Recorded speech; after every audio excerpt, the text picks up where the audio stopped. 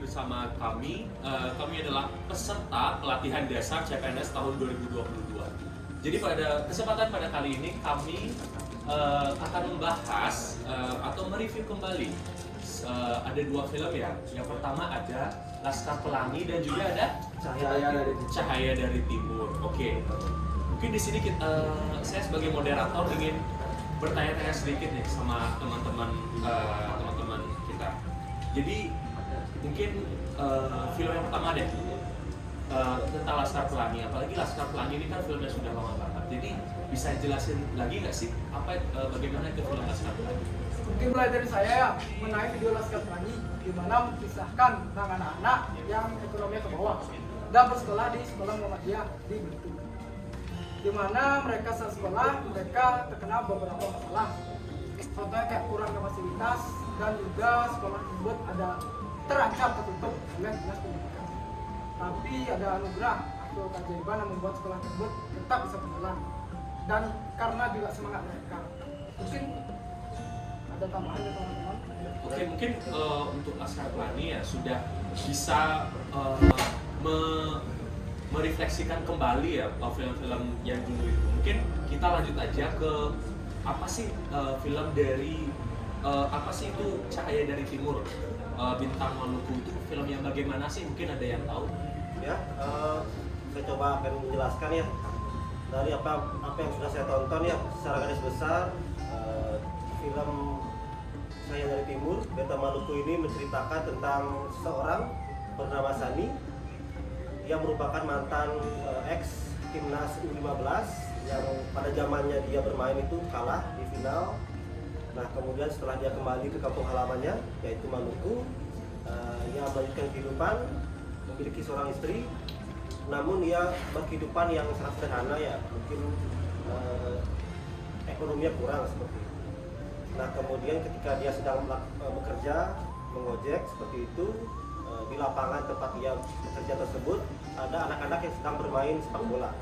Nah dia teringat kembali masa-masanya dulu. Kemudian tiba-tiba ada konflik agama di desanya tersebut. Nah kemudian dia teringat bahwa anak-anak ini juga memiliki masa depan seperti itu. Dia memiliki harapan. Dia bermimpi agar anak-anak ini bisa meluangkan waktu mereka ke hal yang lebih positif, yaitu bermain sepak bola. Maka dari itu mereka mulai melatihnya seperti itu. Namun usahanya itu sia-sia karena yang lebih diapresiasi adalah temannya, bukan dia. Seperti itu. Hingga pada akhirnya ada seseorang dari pusat yang melihat potensinya, mengundang dia sebagai pelatih timnas, mengajak dia, kemudian dia berhasil membawa Maluku menjadi juara pada U15 seperti mimpinya dahulu. Seperti itu, secara besar. Ya, menarik sekali ya bagaimana sebuah perbedaan agama itu bisa disatukan dari sebuah permainan sepak bola. Mungkin kita lanjut aja. Nah, dari perbedaan itu kan aneka ragam ya. Jadi mungkin ada yang bisa jelasin dari film-film itu nilai keanekaragaman apa yang bisa kalian ambil? Saya lanjutkan untuk nilai keanekaragaman. Mungkin saya sedikit review dari film Laskar Pelangi dulu.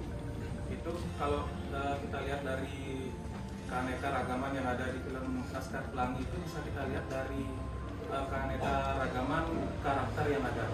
Di sana saya menyoroti itu ada karakter Ikal, itu siswa pintar yang memiliki ketertarikan tinggi dalam bidang sastra. Ada juga Bintang, siswa terpintar di kelas yang memiliki kemampuan paling pintar di kelas. Ada juga Mahar itu siswa yang memiliki ketertarikan tinggi dalam bidang seni. Dan yang terakhir itu ada Akyong, siswa satu-satunya siswa Tionghoa di kelas yang memiliki sifat yang sangat baik. Jadi dari perbedaan karakter tersebut mereka bisa berbaur menjadi satu untuk meraih mimpi mereka masing-masing. Itu sih. Ya, baik, saya akan menambahkan sedikit dari penjelasan rekan saya mengenai keberagaman dari film yang telah ditonton tersebut. Untuk film Cahaya dari Timur, Beta Maluku yang telah saya tonton, saya dapat mengambil keberagaman agama yang terdapat dalam suku tersebut yang menimbulkan sebuah perpecahan. Mungkin seperti itu yang bisa saya jelaskan. Mungkin bisa dilanjut dari. Oke, jadi kita sudah bisa ya mengambil nilai-nilai keanekaragaman dari kedua film tersebut. Mungkin saya agak penasaran nih, bagaimana tokoh-tokoh tersebut menghadapi perbedaan dari dua film yang tadi. Jadi bagaimana tokoh-tokoh tersebut bisa menghadapi perbedaan tersebut. Jadi mungkin ada yang bisa dijawab. Kan saya menjawab bagaimana sih tokoh tersebut menghadapi perbedaan. Nah, menurut saya pada film pertama yaitu Laskar Pelangi. Pada film ini keluarga dan orang tua murid mempercayakan kepada bapak ibu guru serta murid karena perjuangan mereka sekolah yang dulunya menjadi tempat ternak sekarang sudah bisa dijadikan tempat mengajar kembali walaupun dalam fasilitas adanya. Lalu yang kedua adalah pada film kedua warga-warga di Maluku menanggapi perbedaan agama dengan keras. Karena itu terjadi konflik-konflik yang sering terjadi antara beda agama.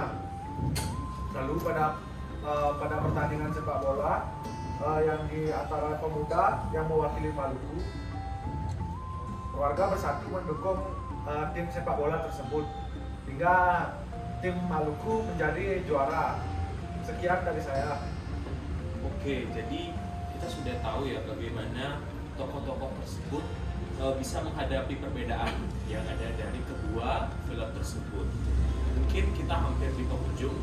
Mungkin ada nggak kesan-pesan dari teman-teman sekalian nih setelah bisa mereview kembali film tersebut?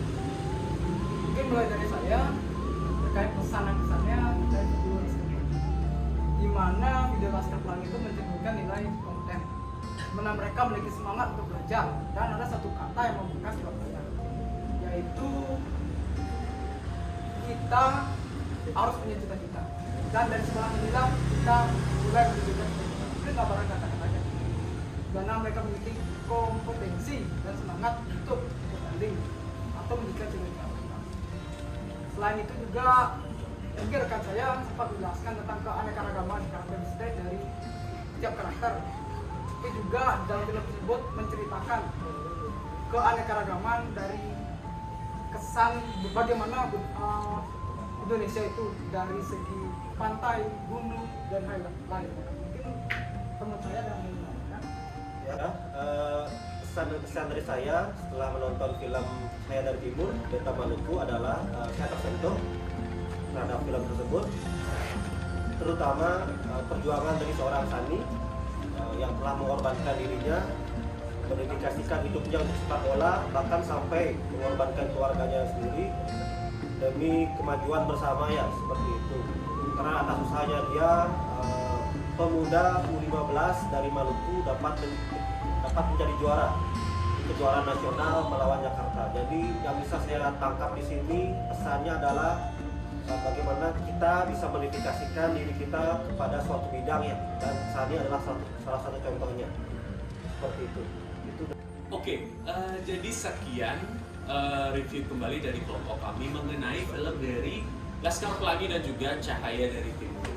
Nah, mungkin saya ingin mengambil kesimpulan dari hasil diskusi kami, pembahasan kami, yaitu yang pertama adalah bagaimana kita Indonesia adalah negara yang menganut keanekaragaman, mulai dari suku, ras, budaya, dan juga agama. Di sini kita sebagai bangsa Indonesia selayaknya dan seyogyanya menganggap keanekaragaman ini bukanlah sebagai sebuah kekurangan, melainkan sebagai sebuah kekuatan di mana kita menghadapi perkembangan zaman dan memegang teguh Bhinneka Tunggal Ika, berbeda-beda tapi tetap satu. Baik, sekian sesi podcast kami pada kali ini. Jika ada hal-hal yang tidak berkenan, kami mohon maaf. Kami tutup dengan Parame Santi. Om Santi Santi Santi.